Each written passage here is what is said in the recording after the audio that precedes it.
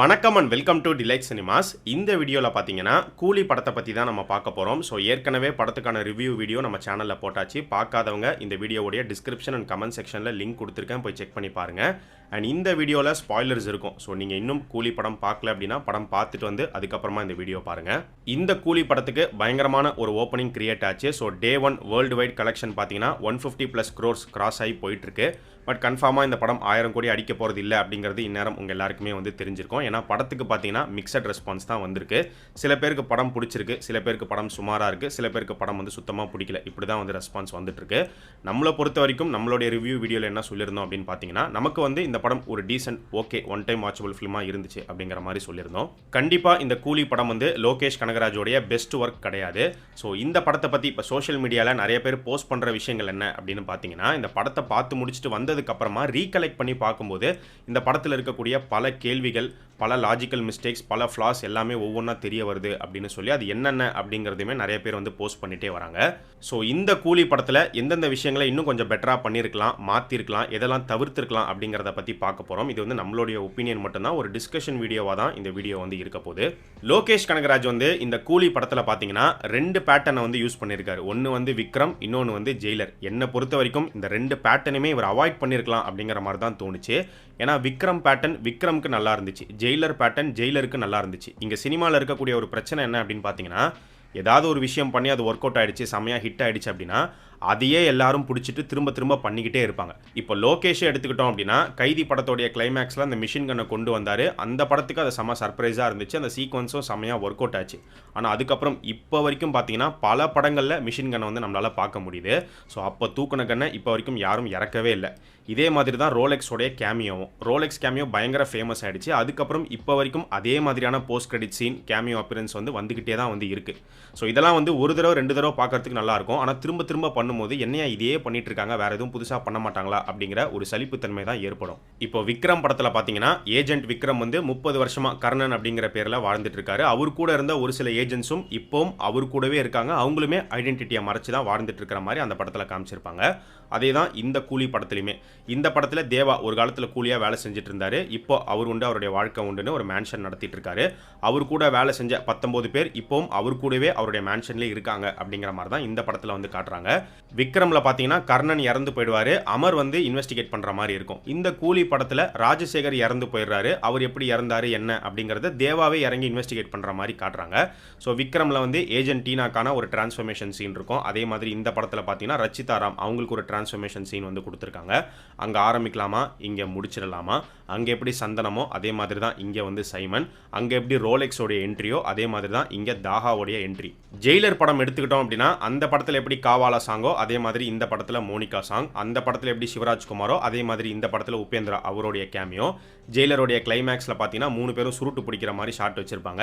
இந்த கூலி படத்தில் 3 பேரும் பீடி பிடிக்கிற மாதிரி ஷாட் வச்சிருக்காங்க. என்ன கேட்டிங்கன்னா இந்த கூலி படத்தில் தாஹா, காலிஷா இந்த 2 கதாபாத்திரங்களும் தேவையே இல்லை அப்படின்னு தான் நான் சொல்லுவேன். காலிஷா கூட விட்டுருங்க, தாஹா வந்து சுத்தமாக இந்த படத்துக்கு தேவையே கிடையாது. இப்போ ரோலெக்ஸ் எடுத்துக்கிட்டோம் அப்படின்னா ரோலெக்ஸ்க்கும் தாகாக்கும் இருக்கிற டிஃப்ரென்ஸ் என்ன அப்படின்னு பார்க்கும்போது, ரோலெக்ஸ் வந்து எல்சியோடைய மெயின் வில்லன். விக்ரம் எண்டில் தான் ஃபஸ்ட் டைம் ரோலெக்ஸை இன்ட்ரடியூஸ் பண்ணுறாங்க. அதை தாண்டி அடுத்த கட்டத்துக்கு இந்த கதை எப்படி போக போகுது அப்படிங்கிற ஒரு லீடும் கொடுத்து முடிக்கிறாங்க. ஸோ கைதி 2, விக்ரம் 2லலாம் ரோலெக்ஸை வந்து நம்ம பார்க்க போகிறோம். அண்ட் இவங்க எல்லாருமே ரோலெக்ஸ் அப்படிங்கிற இந்த ஒரு ஆளை எதிர்த்து சண்டை போட போகிறாங்க. ஸோ அதனால் அந்த கேமியோக்கு ஒரு இம்பார்ட்டன்ஸ் இருந்தது, நல்லா இருந்துச்சு, அதை வேஸ்ட் பண்ண மாதிரி தெரியல. ஆனால் இப்போ இங்கே தாஹா எடுத்துக்கிட்டோம் அப்படின்னா ரோலெக்ஸ் மாதிரியே படத்தோடைய எண்டில் தான் தாகாவும் என்ட்ரி கொடுக்குறாரு. ஸோ வராரு, 4 பேரை சுடுறாரு, பீடி பிடிக்கிறாரு, பேசிட்டு ஓகே அப்படின்னு சொல்லி கிளம்பி போய்ட்றாங்க. இப்படி இருக்கும்போது எதுக்காக இவர் வந்தார் அப்படிங்கிற மாதிரி தான் இருக்கும். ஃபார் எக்ஸாம்பிள் இப்போ கூலி வந்து ஒரு புது யூனிவர்ஸாக இருந்து அடுத்து பார்ட் 2 நடக்க போகுது, ஒரு போஸ்ட் கிரெடிட் சீன் இருக்குது, அதில் தாஹா வராரு, பார்ட் 2ல் இவர் தான் main villain, Rajini versus Aamir Khan clash தான் பார்ட் 2ல் பார்க்க போகிறோம் அப்படிங்கிற மாதிரி இருந்துருந்துச்சுன்னா இந்த அளவுக்கு அமீர் கான் கேரக்டர் இவ்வளோ வேஸ்ட்டாக வந்து தெரிஞ்சிருக்காது. ஓகே இவருக்கு ஒரு இம்பார்ட்டன்ஸ் இருக்குது அப்படின்னு தெரியும். ஆனால் இதை பண்ணால் இதுவும் விக்ரம் பேட்டர்னே தான். ஸோ அதனால தான் பார்த்தீங்கன்னா லோகேஷ் வந்து ஏற்கனவே விக்ரம்லேருந்து தான் பல விஷயங்களை பண்ணியிருக்கோம், இதையும் திரும்ப பண்ண வேணாம் அப்படின்னு சொல்லி தான் இப்படி மாற்றி பண்ணியிருக்காரு. பட் இப்படி மாற்றினதுக்கு பதிலாக இந்த கேரக்டரே தவிர்த்துருக்கலாம் அப்படிங்கிற மாதிரி தான் தோணுச்சு. அமீர் கான்லாம் இல்லாமல் நாகார்ஜுனா அவர் தான் இந்த படத்தோடைய மெயின் வில்லன், ஒரு டெட்லியான வில்லன் அப்படின்னு சொல்லி இன்னுமே அவருக்கான இம்பார்ட்டன்ஸ், ஸ்க்ரீன் ஸ்பேஸ் எல்லாம் கொடுத்து அவருக்கும் ரஜினிக்கும் தான் கிளாஷ் அப்படிங்கிற மாதிரியே கொண்டு போய் முடிச்சிருக்கலாம். அடுத்து பார்த்தோம் அப்படின்னா அந்த எலக்ட்ரிக் சேர். இந்த படத்தில் ராஜசேகர் வந்து ஒரு மொபைல் கிரிமேட்டரை கண்டுபிடிக்கிற மாதிரி காட்டுறாங்க. இதை பற்றியுமே நிறைய பேர் சோஷியல் மீடியாவில் வந்து போஸ்ட் போட்டிருந்தாங்க.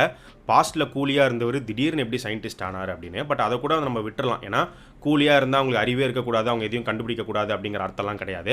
அப்போ ஒரு கூலியாக இருந்திருக்காரு. அதுக்கப்புறமா வந்து அவர் நிறைய விஷயங்கள் கற்றுக்கிட்டு படித்து கூட இப்படி ஒரு விஷயத்தை உருவாக்கியிருக்கலாம். பட் அவர் கண்டுபிடிக்கிற இந்த கண்டுபிடிப்பே வந்து அந்தளவுக்கு ஒர்த்தாக இருந்த மாதிரி எனக்கு தோணலை. அதுலேயும் சைமன் வந்து ராஜசேகரோடைய இந்த கண்டுபிடிப்பு மூலிமா தான் பணங்களை டிஸ்போஸ் பண்ணுறாரு அப்படின்னு காட்டுறதும் வந்து அந்தளவுக்கு கனெக்ட் ஆன மாதிரி தெரியல. ஏன்னா சைமன் வந்து ஒரு பெரிய ஆள், சாதாரண ஆள் கிடையாது. அவர்கிட்ட ஆள் பலம் இருக்குது, பணம் பலம் இருக்குது, எல்லாமே வந்து இருக்குது. அவரால் என்ன வேணாலுமே பண்ண முடியும். அப்படி இருக்கிற அவருக்கு பணங்களை டிஸ்போஸ் பண்ண முடியலையா அப்படிங்கிற ஒரு கேள்வி தான் வருது. பக்கத்திலே கடல் இருக்குது, கடலில் தூக்கி போட்டுடலாம். சரி, அது கூட ஒரு டைலாக் வந்து சொல்கிறாங்க, அடிக்கடி பாடி வந்து கரை ஒதுங்குது அப்படின்னு. அப்படி இல்லைனா இப்போ இவங்க அந்த மொபைல் கிரிமேட்டர் மூலிமா பண்ணுறதுக்கு பதிலாக அதான் ஏற்கனவே எலக்ட்ரிக் கிரிமேஷன் அப்படிங்கிற ஒரு விஷயம் இருக்குது. அப்படி இருக்கும்போது சைமன் ஒரு பெரிய இன்ஃப்ளூயன்ஷியலான ஒரு ஆள். அங்கே இருக்கிறவங்களுக்கு காசை கொடுத்து கரெக்ட் பண்ணாலே நைட்டோட நைட்டாக நீங்கள் எத்தனை பேரை வேணாலுமே வந்து டிஸ்போஸ் பண்ணிடலாம். அப்படி இருக்கும்போது எதனால் இந்த எலக்ட்ரிக் சேரை டிபெண்ட் பண்ணி இவங்க இருக்கிற மாதிரி காமிச்சிருக்காங்க அப்படிங்கிறது தெரியல. இதுலேயும் ஒரு படி மேலே போய் இந்த எலக்ட்ரிக் சேரை வந்து ராஜசேகரால் மட்டும்தான் ஆப்ரேட் பண்ண முடியும், அவர் இறந்துட்டாரா, அவருடைய பொண்ணால் மட்டும்தான் ஆப்ரேட் பண்ண முடியும்னு காமிச்சதும் வந்து பார்த்தீங்கன்னா அந்தளவுக்கு செட்டே ஆகலை. சரி, அப்படி நீங்கள் காட்டுறீங்க, அந்தளவுக்கு டஃப்பான ஒரு செட்டப்பாக இருக்குது அப்படின்னே வச்சுப்போம். அப்படி காட்டுற இவங்களே வந்து பார்த்தீங்கன்னா செகண்ட் ஹாஃபில் அந்த ரூலை மீறி இருப்பாங்க. ரச்சிதா வந்து ஈஸியாக பார்த்தீங்கன்னா சார்லி அந்த சேரில் உட்கார வச்சு சாவடிக்கிற மாதிரி வந்து காமிச்சிருப்பாங்க.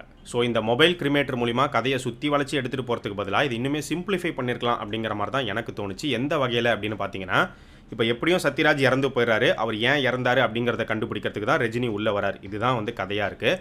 அப்படி இருக்கும் பட்சத்தில் நாகார்ஜுனாவுடைய அந்த போர்ட்டில் சத்யராஜ் வந்து ஒரு முக்கியமான ஒரு பொறுப்பில் இருக்கார், ஒரு சூப்பர்வைசர் மாதிரி அவர் வந்து அங்கே வேலை பார்த்துட்டு இருக்காரு. அவருக்கு வந்து உள்ளே நடக்கிற எல்லா விஷயமும் நல்லாவே தெரியுது. இவங்க ரொம்ப தப்பு பண்ணுறாங்க, தங்கத்தை கடத்துறது, எக்ஸ்பென்சிவான வாட்சஸை கடத்துறது, அதை தாண்டி அதுலேயும் மறைமுகமாக வந்து ஹார்ட்டை எடுக்கிறது, இந்த ப்ராசஸும் சத்யராஜுக்கு தெரிஞ்சிருக்கு அப்படிங்கிற மாதிரி கூட காமிச்சிருக்கலாம். ஆனால் எல்லாம் தெரிஞ்சும் இவர் அமைதியாக வேலை பார்த்துட்டு இருக்காரு. அதுக்கான காரணம் இவருக்கு நல்ல ஒரு சம்பளம் கொடுக்கப்படுது, இவருடைய குடும்பத்தை பார்க்கணும், 3 பொண்ணுங்க இருக்காங்க, அவங்கள அடுத்தடுத்து நல்லா படிக்க வைக்கணும், அவங்கள கரை சேர்க்கணும் அப்படிங்கிறதுக்காக இவங்க செய்கிற எல்லா தப்பையும் சகிச்சுக்கிட்டு அங்கே வேலை செஞ்சுட்டு இருக்காரு அப்படிங்கிற மாதிரியே காமிச்சிருக்கலாம். ஒரு கட்டத்தில் தன்னுடைய பொண்ணுடைய ஹார்ட்டே எடுக்க போகிறாங்க அப்படின்னு இவருக்கு தெரிய வந்ததுக்கு அப்புறமா இதுக்கப்புறம் சும்மா இருக்கக்கூடாது, இவங்க பண்ணுறது எல்லாத்தையும் வெளியில் கொண்டு வரணும்னு நினைக்கும் போது அப்போ சத்யராஜை வந்து கொலை பண்ணிடுறாங்க அப்படின்னு காமிச்சு அதுக்கப்புறமா அவர் எப்படி செத்து போனார் அப்படிங்கிறத ரஜினி இன்வெஸ்டிகேட் பண்ணுறதுக்கு உள்ளே வராரு. அவரும் ஸ்ருத்திஹாசனும் சேர்ந்து இன்வெஸ்டிகேட் பண்ணுறாங்கிற மாதிரி காமிச்சிருக்கலாம். நாகார்ஜுனா எடுத்துக்கிட்டோம் அப்படின்னா அவர் வந்து தேவா பார்க்கும் போதெல்லாம் உன்னை எங்கேயோ பார்த்த மாதிரி இருக்குது அப்படின்னு சொல்லிட்டே இருப்பார். ஆனால் அவருக்கு ஞாபகமே வராத மாதிரி காமிச்சிருப்பாங்க. ஆனால் இதுவே கிளைமேக்ஸில் வர தாஹா அவர் பார்த்தீங்கன்னா வெட்ட வருவார். அவர் பார்த்த உடனே அவருக்கு வந்து இவர் தேவா அப்படிங்கிறது ஞாபகம் வந்துடுற மாதிரி காமிச்சிருக்காங்க. ஆக்சுவலாக ஃப்ளாஷ்பேக்கில் தேவா கொலை பண்ணது நாகார்ஜுனாவுடைய அப்பாவை. அப்படி பார்த்தோம் அப்படின்னா நாகார்ஜுனாக்கு தான் பார்த்த உடனே இந்த தேவா தான் நம்ம அப்பாவை கொலை பண்ணா அப்படிங்கிறது அவருக்கு ஞாபகம் உடனே வந்திருக்கணும். இந்த படத்தில் ஃப்ளாஷ்பேக் போர்ஷனை லோகேஷ் கனகராஜ் நல்லாவே பண்ணியிருந்தாரு. ஸோ படம் பார்த்துட்டு வந்துட்டு நிறைய பேர் சொல்கிற விஷயம் என்னன்னு பார்த்தீங்கன்னா, இந்த ஃப்ளாஷ்பேக் போர்ஷனை வந்து இன்னுமே கொஞ்சம் எக்ஸ்டெண்ட் பண்ணியிருக்கலாமே அப்படிங்கிற மாதிரி எல்லாருமே வந்து ஃபீல் பண்ணுறாங்க. ஸோ ஃப்ளாஷ்பேக்கை பார்த்தீங்கன்னா லோகேஷ் வந்து கிளைமேக்ஸ் எண்டில் கொண்டு போய் பிளேஸ் பண்ணிட்டார், அமீர் கான் என்ட்ரியில் வந்து பிளேஸ் பண்ணிட்டாரு. பட் நம்ம முன்னாடி சொன்ன மாதிரி இப்போ இந்த கதையிலேருந்து அமீர் கான் கேரக்டரே தூக்கிட்டு நாகார்ஜுனா தான் மெயின் வில்லன், அவருக்கும் ரஜினிக்கும் தான் கிளாஷ் அப்படிங்கிற மாதிரி இருந்துருந்துச்சு அப்படின்னா இந்த ஃப்ளாஷ்பேக்கை முன்னாடியே கொண்டு வந்திருக்கலாம். எந்த இடத்துல கொண்டு வந்திருக்கலாம் அப்படின்னு பார்த்தீங்கன்னா இன்டர்மிஷன். இப்போ இந்த படத்தோட இன்டர்மிஷன் அப்படிங்கிறது ரொம்பவே நார்மலாக தான் இருந்துச்சு, அந்தளவுக்கு பேங்கரான ஒரு இன்டர்வலாக இல்லை. ஸோ ஆக்சுவலாக நாகார்ஜுனா வந்து ஃபஸ்ட் டைம் ரஜினியை வந்து இன்டர்வல் பிளாக்கில் தான் சந்திக்கிறாரு அப்படிங்கிற மாதிரி இவங்க கிரியேட் பண்ணியிருந்தா சூப்பராக இருந்திருக்கும். இவர் பார்க்குறாரு, பார்த்த உடனே இவர் எங்கேயோ பார்த்த மாதிரி இருக்குது, ஒருவேளை இந்த தேவா தான் நம்ம அப்பாவை கொண்டு இருப்பானோ அப்படின்னு வந்து டவுட் படுறாரு. உடனே தேவா யார் அப்படின்னு வெரிஃபை பண்ண சொல்கிறாரு. இப்போ இந்த படத்திலே பார்த்தீங்கன்னா இன்டர்வல் பிளாக்கில் நாகார்ஜுனா சொல்லுவார், நீ வந்து ராஜசேகரோடைய ஆள் கிடையாது, ராஜசேகரோடைய ஃப்ரெண்டு அப்படின்னு சொல்லுவார். ஸோ ராஜசேகரோடைய ஃப்ரெண்டுங்கிற வரைக்கும் இவங்களால கண்டுபிடிக்க முடியுது. ஆனால் இவங்க 2 பேரும் ஒரு காலத்தில் கூலியாக வேலை செஞ்சாங்க, இந்த தேவா தான் நம்ம அப்பாவை கொலை பண்ணாரு அப்படிங்கிறத மட்டும் இவரால் ஏன் கண்டுபிடிக்க முடியலன்னு தெரியல. ஆக்சுவலாக அந்த இன்டர்வல் பிளாக்லேயே வந்து பார்த்தீங்கன்னா இவர் தான் நம்ம அப்பாவை கொலை பண்ணார் அப்படிங்கிறத கண்டுபிடிச்சி அப்போ அந்த ஃப்ளாஷ்பேக்கை ஓப்பன் பண்ணி இன்டர்மிஷன் பிளாக் விட்டுருந்தாங்கன்னா செமையாக இருந்திருக்கும். கிளைமேக்ஸில் பார்த்தீங்கன்னா ரஜினி வந்து நாகார்ஜுனாவை கொல்லும்போது வாட்செல்லாம் உட்காந்து பின்னிக்கிட்டே இருப்பார். ஆக்சுவலாக அதை பார்க்கும்போது எப்படி இருந்ததுன்னா, ப்ரொமோவில் அந்த வாட்செல்லாம் வந்து காமிச்சிட்டோம், இப்போ படத்தில் இல்லைனா வந்து டென்ஷன் ஆகிடுவாங்களே, எப்படியாவது எங்கேயாவது கனெக்ட் பண்ணணும் அப்படின்னு சொல்லியே கனெக்ட் பண்ண மாதிரி தான் அந்த சீன் இருந்தது, அவ்வளோ ஆர்டிஃபிஷியலாக இருந்தது. இதே மாதிரி தான் தக் லைஃப் படத்துலையும் பண்ணியிருப்பாங்க.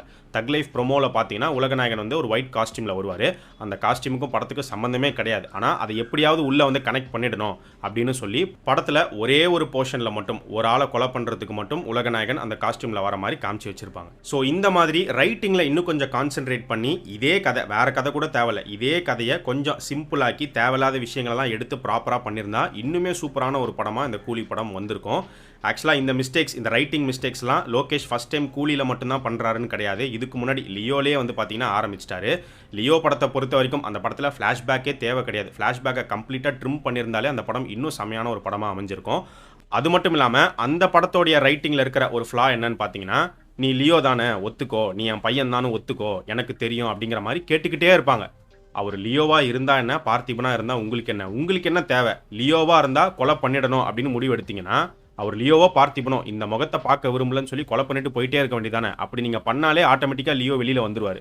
இல்ல நாங்க வந்து அவ்வளோ மோசமான கேங் கிடையாது, லியோவா இருந்தா மட்டும்தான் கொலை பண்ணுவோம், பார்த்திபனா இருந்தா விட்டுட்டு வந்துருவோம் அப்படின்னா டிஎன்ஏ டெஸ்ட் எடுத்து பார்த்தா முடிஞ்சு போச்சு. ஸோ இந்த மாதிரி லியோ படத்துலையும் சரி, இப்போ கூலி படத்துலையுமே சரி ஃப்ளாஸ் அப்படிங்கிறது இருக்கு. ஆனால் இந்த அளவுக்கான ஃப்ளாஸ் பார்த்தீங்கன்னா விக்ரம் படத்தில் உங்களால் பார்க்க முடியாது, கைதி படத்துலையும் வந்து பார்க்க முடியாது. அது ரெண்டுமே கொஞ்சம் ஸ்ட்ராங்காக இருக்கும். ஸோ இந்த மாதிரி அடுத்தடுத்து லோகேஷ் கனகராஜ் இப்போ கைதி 2 மற்ற படங்களுமே ரைட்டிங்கை இன்னும் கொஞ்சம் ஸ்ட்ராங் பண்ணாருன்னா செமையாக இருக்கும். நீங்கள் இதை பற்றி என்ன நினைக்கிறீங்க? கூலி படத்தை பற்றி என்ன நினைக்கிறீங்க? உங்களுடைய ஒப்பீனியனை இந்த வீடியோவுடைய கமெண்ட் செக்ஷனில் சொல்லுங்கள்.